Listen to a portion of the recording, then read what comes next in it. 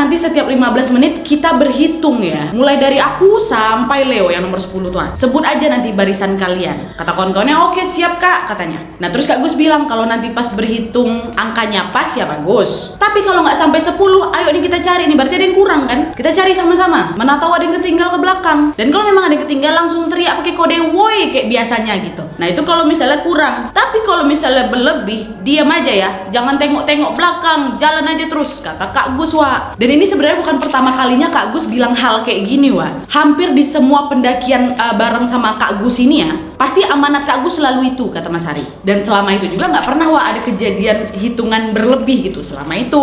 Dah semua udah dengar amanat Kak Gus, jalanlah itu kan. Mereka lanjut mendaki dari shelter 1 menuju shelter 2. Sesampainya di shelter 2, mereka istirahat lagi. Mereka mulailah kan untuk memakan beberapa logistik. Nah udahnya kawannya si Ari, Mas Uco ini mau buang air kecil. Dia bilanglah ke Alfi kawannya kan, wak kawan nih lah aku mau pipis katanya. Dah pergilah yuk berdua sana.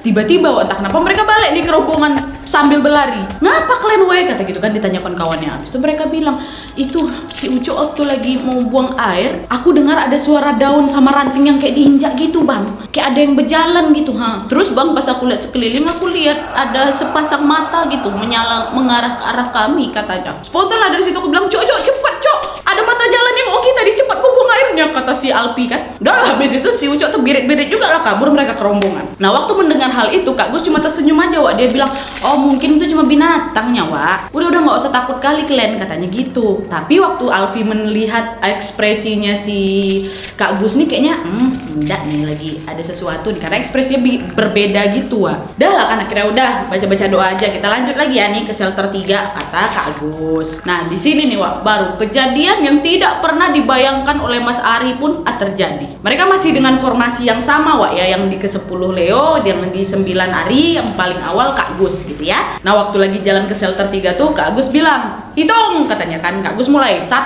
Uco 2, Hafiz 3 dan seterusnya. Nah tiba di gilirannya Mas Ari 9 katanya kan. Balik ke kawan belakangnya si Leo 10 kata dia gitu. Masih lengkap itu pikir Mas Ari, oh ya udah pas kita nih 10. Tapi Wak nggak lama aku merinding.